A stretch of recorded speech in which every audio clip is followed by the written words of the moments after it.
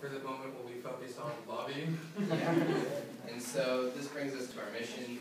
Ref and I, when sort of trying to focus ourselves here, we crafted a mission. So we recognize our mission is maximizing the institutional effectiveness of Lobby Corps and the ASUCD with regards to its legislative efforts towards improving education. And these are our Awesome. So our first objective is, improving communications between ASUCD and Lobby Corps and ASUCD as a whole, including Lobby Corps with Sacramento. Part of what that is communication and how you present yourself as an organization and your network within Sacramento and the policymakers that you're trying to effectively lobby is one of the most critical parts of lobbying. In my own experience, I have tried always to make sure I keep in touch with as many people as possible, talk to as many people, and never let the conversation kind of end on a bad note, because it's important to keep that conversation going. Remember, when you want to get something done and you need to work with more than one person, the basic requirement is that you need to be able to communicate with those other people and get your thoughts and your goals out there so that they can help you achieve those goals, because lobbying is getting someone else to help you do what you want. And our second objective then is to develop engagement strategies for both ASUCD and Lobby Corps. And basically what that means is we want to give you the design which you can follow, sort of the template, if you will, with which to be effective. And so sort of the experience that I'm drawing from there is early on in campaigns, when you're first starting out, you're having to craft a strategy. You have to target districts, target specific groups of voters, all that fun stuff. It sounded like I was hearing a conversation throughout the room. That there's some campaign experience. So those with campaign experience obviously know all the different ways you can break that information down and have to create a strategy. And so with that, we're going to, that's one of our big objectives, is to give you that strategy so that you yourselves can be effective and it'll have a longer lasting impact. And so that is pretty much for that. And our third goal is to just provide you guys with education and resources to be effective. By the end of this workshop series that we're kind of doing, what we want you guys to see is all those little tricks and traits that you already have as a student, as someone who's young. We want to teach you how to take advantage of that so you can be the best hobbyist that you can be. And trust me, you guys all have a comparative advantage over the 45-year-old, that is going into their office they see every week. You're a breath of fresh air. And we're going to teach you how to take advantage of that and how to turn that into achieving your policy goals.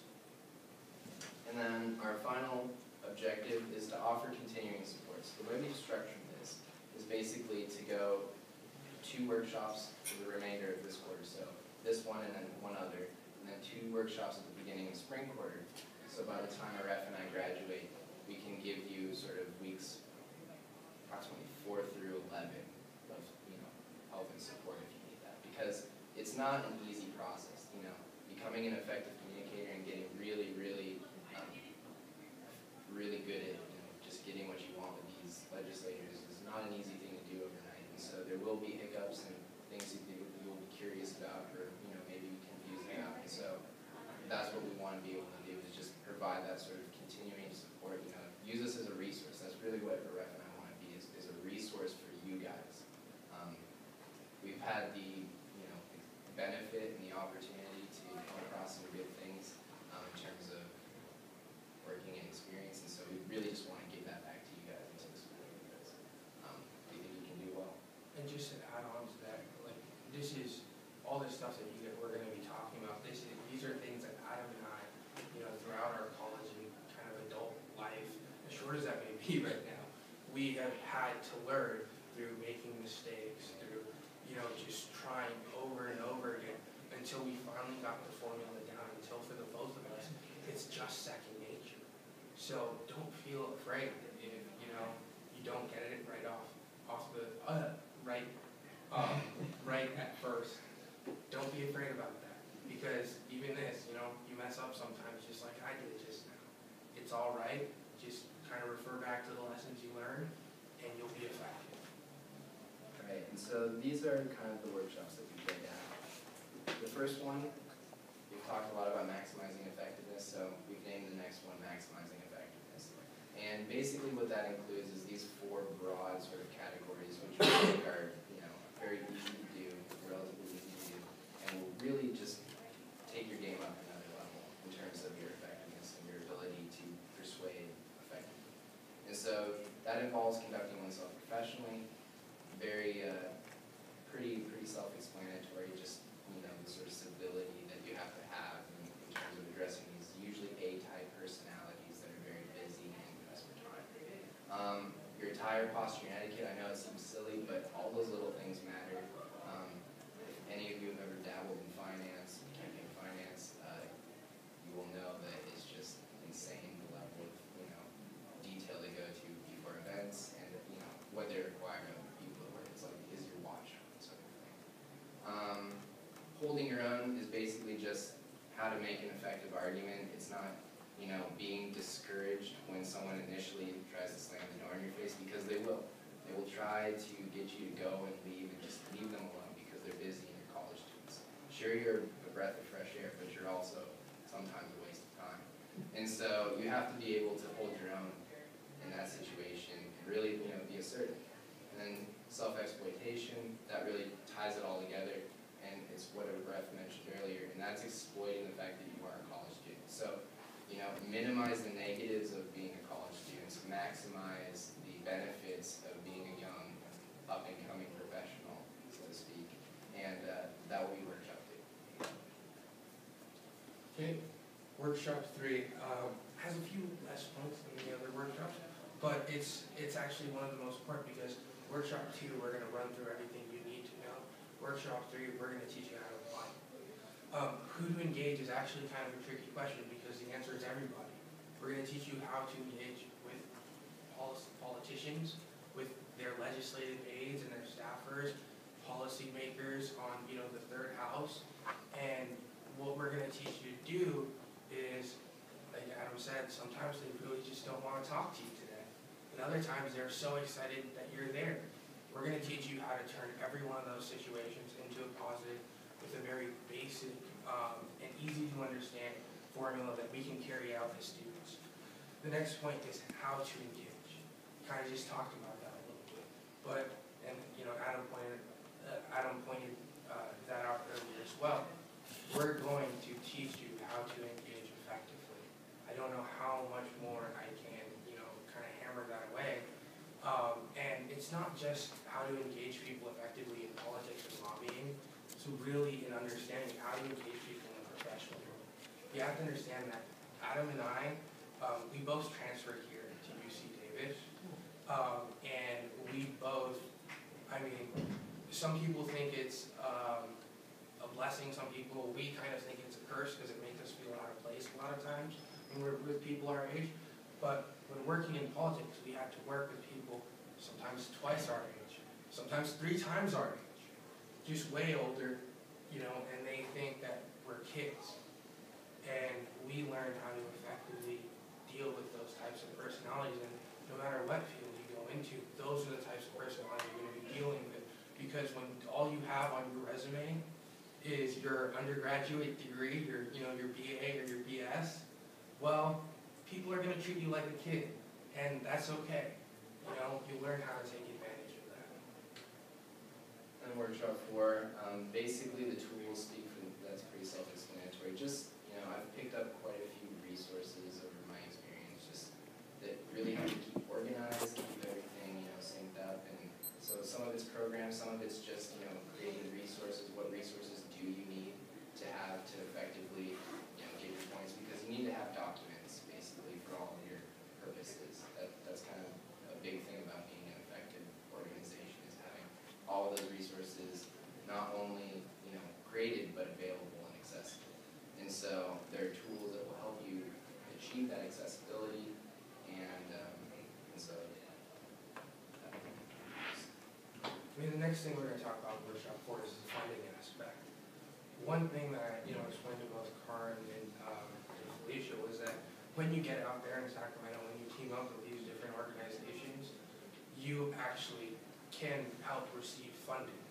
Now, what does funding mean for ASUCD and Lobby Corps? Well, it means higher operational budget. It means more student scholarships when Felicia and the other senators want to go and ask, like, hey, we're trying to support a new set of scholarships for students the student government is going to do. Because of the work that you guys, Lobby Corps, does, you make them effective in doing that. You can actually help, implement the policy, and by kind of going out there networking and figuring out how to receive funding, you can also help people right now. Because sometimes policy does take a while to take effect. And, one thing I love to joke about is that, funding, if it comes to UC Davis, if it comes to Lobby Corps and ASUCD, it won't go to waste.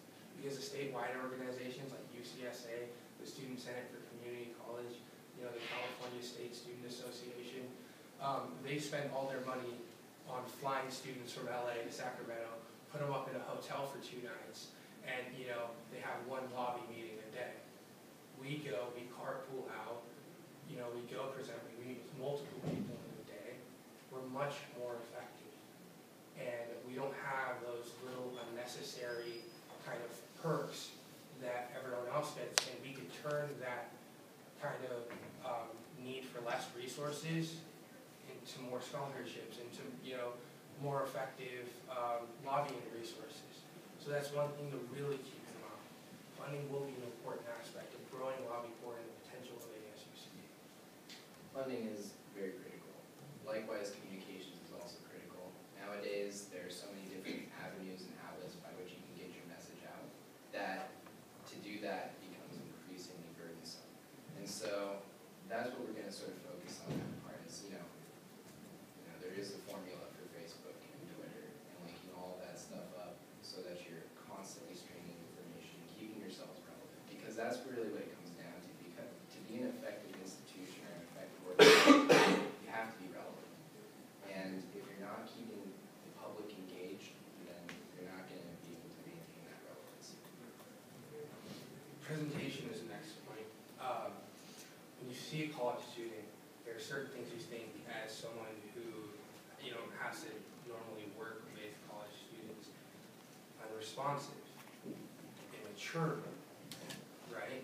Those things are frankly just things that we can't necessarily get away with or run away from unless, of course, we present ourselves in the right manner. When people see me in Sacramento, they don't see the RFZs who likes to hang out at his apartment, play Call of Duty with Adam and my roommate Nick while having a few beers. They see RFZs. Oh, he introduced President Clinton on campus. He did all this stuff back home in the Bay Area. He's really involved in higher education policy. It's that presentation. And what we're going to do is make sure when people see you as Lobby Corps members, they're going to be like, these are Lobby Corps members. They're people that receive the right type of training.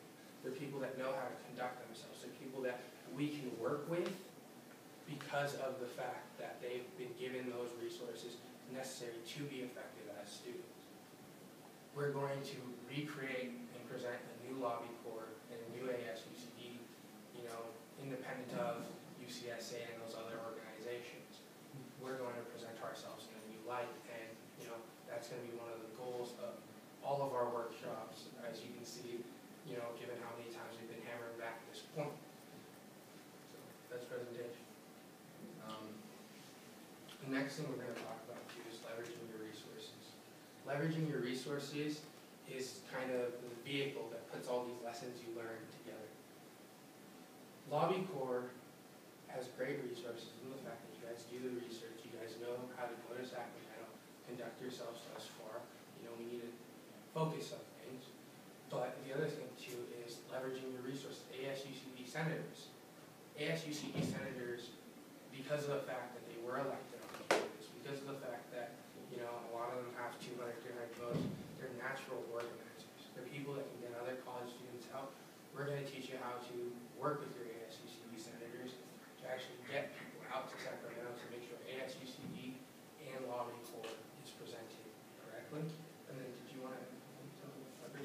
Yeah, and what we're going to give you also in terms of leveraging resources is a pragmatic approach, considering your strengths and your weaknesses. You guys have great research, as I've mentioned, but you don't have much in terms of financial resources with which to, throw your weight around, or a very large grassroots campaign with which to, address the public in any sort of significant way. And so, just tying that all together, that's basically what we're going to try to do, is give you an outline, which takes your strengths, your research, and teaches you how to use that to effectively get your point and your prerogatives met. And so now we will have a demonstration. Yeah, so why don't we let people kind of get resituated right after we get someone to volunteer. We're going to run through a quick demonstration. We're going to show you the difference between, kind of applying the lessons that you learn in the workshop versus, what you kind of naturally feel, your instinctive feelings as a student when you're going into that meeting. So for this demonstration, we're going to have Senator Castle and just one volunteer. Is there anyone in the crowd that wants to volunteer? Seriously? Yes. Go for it. All right. Fine. Awesome.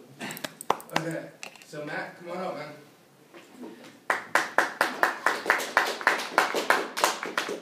Okay. So basically, what we have is this situation where how do you want to set up your office, Senator Castle? We have this situation where Lobby Corps member, Matt here, is going to be introducing actually what we worked off as a current bill. AB 233, introduced by Assemblymember Bob Wajkowski, some of you might have heard of, it stops wage garnishments on private student loans. And what we have given, what we are providing Matt with today is AB 233 as amended, with a hypothetical amendment, and he's going to go to our hypothetical senator, Senator Castle, and introduce the new bill, and ask for his support for the bill, and really try to get it out, because we need to get his support. He's a strong Republican, and he carries 5 or 6 different Republican votes. Okay. So, Minority whip. I know to, frankly speaking. So, if you can't get him down, you're going to run into roadblocks a little bit later. Now, That bill's not going anywhere. ouch. Okay, so really quickly, we're going to give Matt a quick second to read over it. You've already scheduled your appointment with Senator Castle, and at the point of the meeting, Senator Castle will be running a little bit late, be coming out of committee. So, he might not be the friendliest because he has another appointment as well. Just saying. So why don't you quickly read over your resources, and we'll get started with this demonstration. Good. For them to know.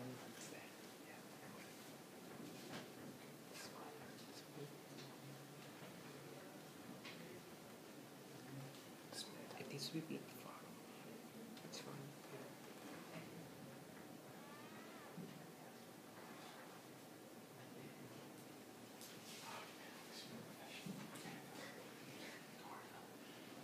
Email correspondence. Thank you, email correspondence.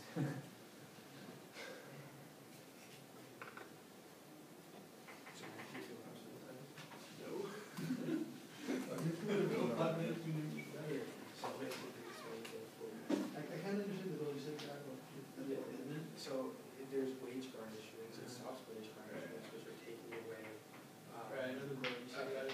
So the hypothetical amendment is section 3 of the bill. It establishes the Young Alumni Loan Safety Net Fund. So what that is it gives general fund dollars to help young alumni who are struggling with their repayment plan with financial assistance to pay back that money. Alright. So you think you have the bill and everything down? I got it. All right, man. It's not too hard, trust me. That's one of the most simple bills you could find because it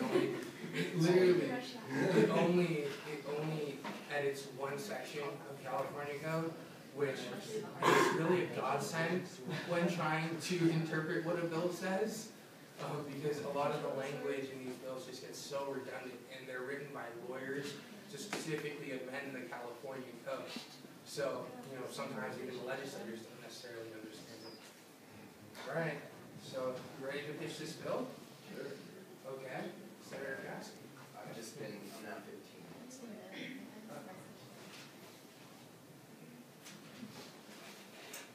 Hello, Hi, I'm Matthew Jordan from ASUCD Lobby Corps. nice to meet you. Sorry I'm late, by the way, I ran long in the committee meeting. I have another one actually coming out pretty soon, so. I'll try to make this quick then. Did you schedule an appointment with my assistant? I did.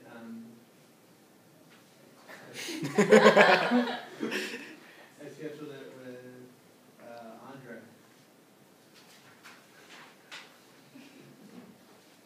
All right, well, proceed then. I'm here to talk about AB 233, which would end wage garnishments on I'm familiar. student loans. We think as a group that this bill is really important because after graduation, students have had a tougher time finding jobs, especially in this economy. And when you take the wage garnishments off the top, it especially affects like when you have to pay like higher taxes on, you know, wages that you aren't even that you're not even earning. And it would be a much better solution for people loaning the money to work with their creditors to like figure out a solution to work with. Such as refinancing.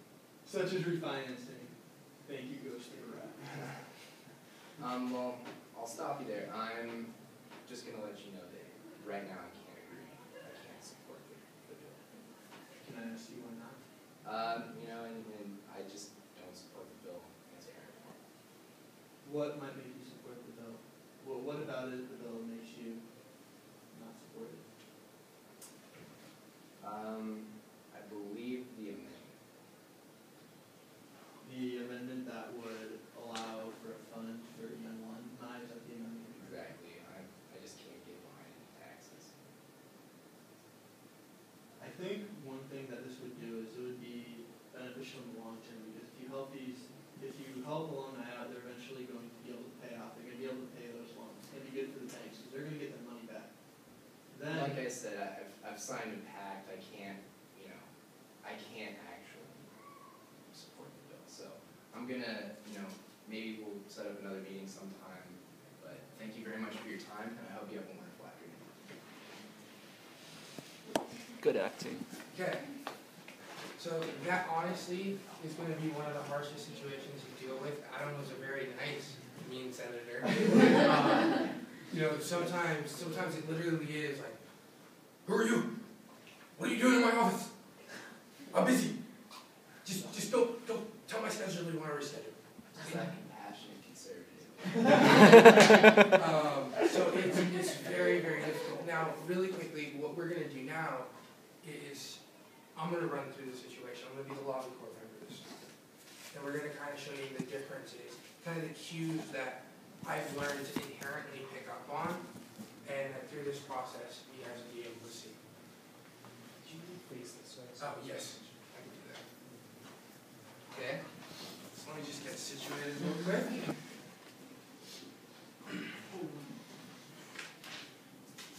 I only have everything that Matt had, of course. No, the email, of course. Where's the other copy that Matt had? Right there. One thing you guys will learn too is that you always bring 2 packets of whatever you're printing for a meeting. One to directly hand to the senator or the person that you're meeting with. Alright, so I'm just coming late. Oh, hi Senator Castle, nice to see you. Nice to My name is Ref. I'm from ASUCD Lobby Corps. Nice to meet you, Ref. Sorry I'm late here. I ran long in the committee meeting. I have another one actually coming up in a few minutes here, so, did you schedule an appointment with my assistant? Oh, yes, actually I have it right here, with Andre Nobody. He set it up. I'm sorry if I didn't get on your schedule, but I won't take too much of your time, Senator. I really appreciate you taking the time to meet with me today and your office's assistance. Well, what I came to talk to you about today was AB 233. Us at ASUCD and Lobby Corps and students across the state really feel like this bill needs to happen. Wage garnishments for students that are just down on their luck. Yeah, I'm familiar with it. Oh, awesome, great, so we can skip the formalities. Really, you're on a rush, I don't wanna waste too much of your time. I'm here today to ask for your support for AB 233. I can't support it. I'm sorry. Oh, well, is there something specifically wrong? In its current form, I don't think I can support it. Its current form, is there a specific section or statute that you have an issue? Specifically, it is the amendment that I take issue with. Oh, the amendment, made on the 22nd in the Ed Committee? The very same. Okay, actually, that's the Young Alumni, the Safety Net Fund. Senator, I said I wouldn't take too much of your time, but I think I know where you're coming from. I've had other people talk to me about that. With this bill, we're already forcing them to refinance with these students, and put them on a better path. Some people thought it might have been redundant or like a waste to, give them that extra assistance when we already force the banks to work with them as best as they can. Is that really the only problem with the bill that you have? Yeah, that's really my only concern. Oh, okay. Well, I've heard, like I said, I've heard that before. To us students, we really just want to end wage garnishments. Safety Net Fund, I can talk to my organization and see how they feel. I want to convey these feelings to them. And I would just love to, set up a meeting with you or, if you're busy, your education policy member, just to kind of talk about what the future of that specific amendment would look like. Would that be all right with you? If the amendment were to not be in the bill, I would support the bill. And so I would love to set up a meeting between you and my staff member to maybe talk further about that. But I have to get going to meeting. It was very nice meeting you. Thank you so much, Senator Castle. And just be sure to schedule an appointment to say that. And really quickly, I will definitely be working with your staff person on this. And if you have any higher education bills or anything of the sort, please feel free to contact us at Lobby Corps. We love to get students out for the bills we support, and I really appreciate your candor and you just giving it to me straight in this meeting. And I'm going to do all I can to work with your office, and I know our organization will as well. Oh, well, thank you. Thank you very much. They're still doing a great job at UC Davis. Awesome. Thanks so much.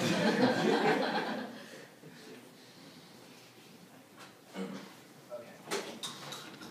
That is the presentation. So, basically with that demonstration,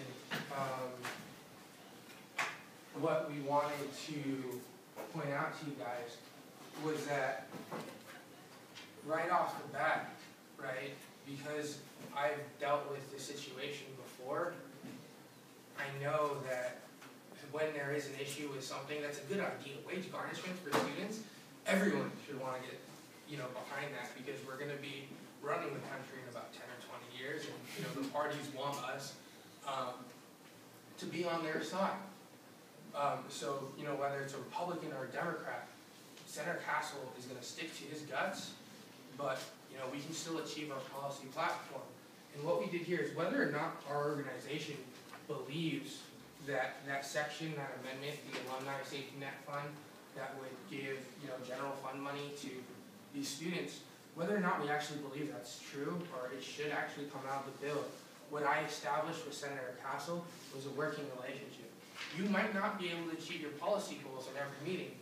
I guarantee you won't. It just won't happen. But part of this lesson is that there is a secondary objective. It is networking, it is communicating, it is making sure that Senator Castle knows Lobby Corps and knows that we're pragmatic and that we'll work with him, You can't get your foot in the door without, or you can't be effective, I should say, without getting your foot in the door first. And Matt actually did a very good job. You actually made it past one of our hurdles that we didn't think people would get past, so good job.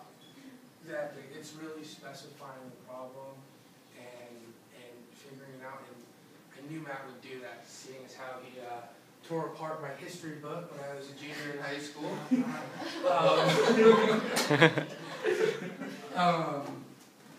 You know, it's just these very basic things. Identifying the problem, working with the person. Notice that neither Matt nor myself, we never got in an argument with Senator Castle in this situation, right? We have every single one of your arguments, your points, none of it is an argument. You are never arguing in the Capitol. You're not arguing with anybody. You're having a conversation. You're having a conversation about what you believe in, and they're letting you know what they believe in. If it's in line with what you believe in, and if they're going to support you, never let the situation go sour. And this Kabir came here. Me and Kabir, we love to drink, and we love to just argue with each other about policy, right? So we'll be sitting there shouting and yelling at each other. But we both know that when it's going out into the Capitol, you know, it's, hi, how are you? It's a conversation. We're never going to get upset, mainly because we're not drunk. But you know, we're never going to initiate in that, because once you take it negative, it stays negative. And Senator Castle here, he was just elected. With the new election laws, he has 12 years in the state Senate. You might burn a bridge with him for 12 years for your organization, for 12 years. So it is very important to never let the situation go sour. And you know, it's just important to remember those objectives, things that we're going to teach you. You have your policy outcome, and 2, you have the network you need to maintain. And it's always, I like, what we wanted to show here also with the demonstration was that even though you're, because that's kind of a worst case scenario, is the guy, the gal, not once. They just let out. And they're just trying to, and so that's kind of your worst case scenario. And so what we want to show you as well is that it's all about getting that second meeting and maintaining that, just as the rest of that contact, but you know, really going for an actual like scheduled time and date on a calendar to meet again. That's really what your second objective is, and you move the first one, because the first one's kind of uncertain, it's kind of an unknown. You guys don't have the resources yet to quite do that as effectively as maybe you will be able to once these skills get really outdated. And so with that, I believe these are our workshop dates. The next one will be next week, yeah, in this room, and then next quarter, student room, or student community center, meeting room B, for the 2 there. So with that, you guys have any questions or comments that you want to ask? This really is a discussion section of it, so we really want to hear what you guys have to say, what you guys are looking to learn. So, Adam and I are just here to address that right now. So is there anything that anyone kind of wanted to ask about or was interested in, whether it's about political stuff or specifically lobbying? Here you guys all just brain dead because this is your turns. What was your name again? My name is David. David, nice to meet you. So I guess I've just encountered this in a bunch of lobby board meetings that I went on, but often I would go to the office and they kind of just wouldn't have anything to say. They weren't supported, like they weren't against me, but they were just kind of, we don't have anything. So I guess in that kind of situation, how do I extend the conversation or at least get something positive out of that meeting? Okay, we'll go over that a little bit in the second and third, or in the second and third workshops. And primarily, I think in the 4th one, when we develop engagement strategies, part of the engagement strategy will be creating that linkage between ASUCD and Lobby Corps so that the communication is more effective there.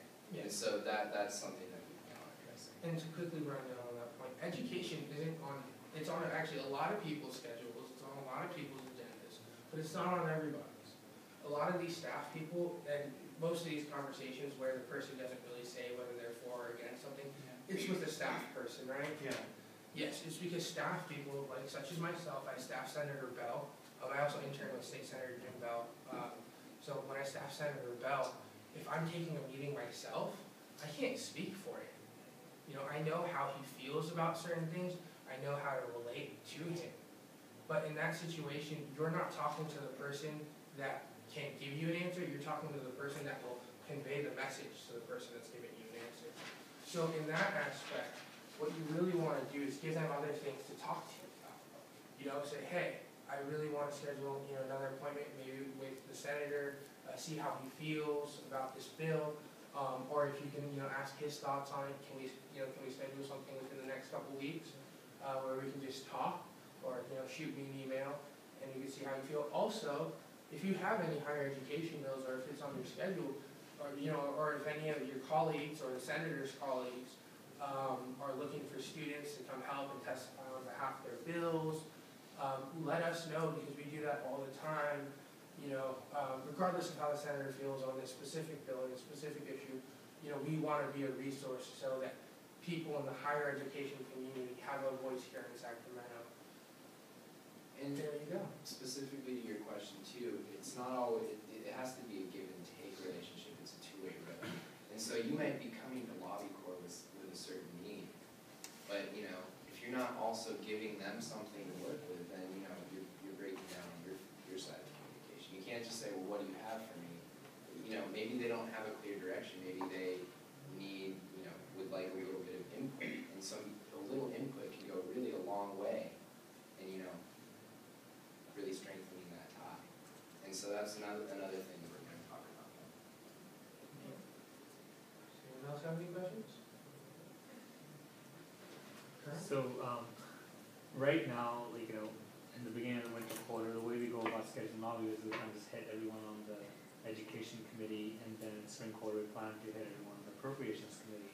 And meanwhile, we try to fit in author's offices on those that we think benefit students, try to do offices and try to see how we can help out. So I was wondering if that's a good strategy in terms of reaching out to officers, or how should we reach out to officers, what kind of offices we should be reaching out to? Oh, that's definitely a good start. The education committee and the higher education committee in the assembly are places you want to start. You want to meet with those members, because regardless of if they wanted that position or not, education is something that they're going to be reviewing and that they need to know very well, because they're on that committee. That's going to be their specialty for the rest of the session, unless they get moved to another committee next session. The other thing too is when you develop your network, it's going to those people that you develop your network with, scheduling those meetings. Also, not just appropriations, but budget and fiscal review, you need to know those guys, because they're the ones, saying whether a tuition freeze, or they're the ones making the decision whether a tuition freeze is a good idea or a bad idea. They're the ones, looking at the budgetary effect. So just add that onto your list. So really the people you want to go to are the people in your specific, policy point, which is higher education. And second, the people that you've built relationships with, because you want to strengthen those relationships and keep them going. Because even if someone's not on the education committee, they might be straight from the Bay Area, have 3 community colleges in their district, a state school, for all you know, they're going to vote for higher education bills because it's in their favor. So, and you'll learn that throughout time. Can you also differentiate between the budget and fiscal review committee versus the appropriations committee in order to meet tasks? Okay, approach, for the most part, is in the assembly, because I haven't worked with the appropriations committee in the Senate. But budget and fiscal review, basically, they're the ones that go through the governor's proposed budget, and they're the ones that present a budget. The appropriations committee is a committee that, when a bill basically says funds need to be appropriated to support this bill, it goes there. Is it a good, the appropriations committee basically is it a good way to spend the money? The budget and fiscal review committee is, how are we going to set up the budget? But they go hand in hand, so you need to know both. Excuse me. Any other questions?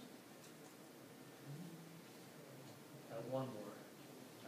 So you said, you kind of mentioned about, the schools in someone's district, they might have 3 CSEs in the district, so many schools in the district. So I was wondering, what would be an easy way to go about gathering that kind of data?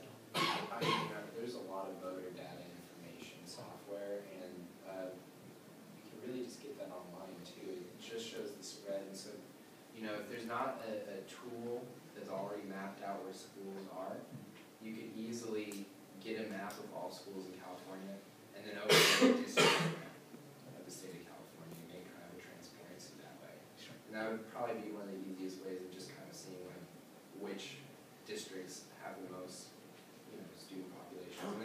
wanna, do some research to see how big that school is. Because if you have 3 small schools, it might seem like that, wow, there's 3 schools there, but it's, really small. Whereas there's only 1 school, but, oh, that's UC Davis, and they have like 60,000 people or whatever. So, then it's, putting the numbers into those schools and seeing where the most concentrated. Ron, I think I have a Google Doc, I think you're shared on with that information, but from the last session, so I'll update it for this, for the new. Yeah, I mean, honestly, it's very simple. There are 80 community colleges.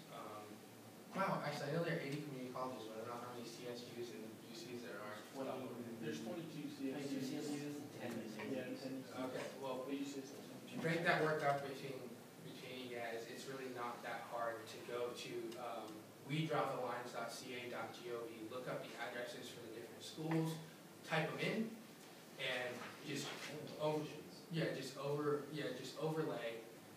the Senate the Senate district maps, the Assembly district maps, and the congressional district maps. We can definitely talk about that sometime. I'll make sure we bring that into the plan, tools and resources. Actually, can you send me that so I can put that in the Excel thing? The schools? The one I'm looking at. Can you, like the schools, so I know?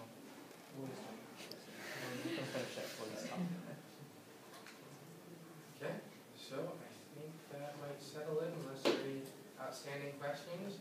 If not, we really look forward to working with you guys. This was a pleasure. And together, let's kind of figure out a new way to represent UC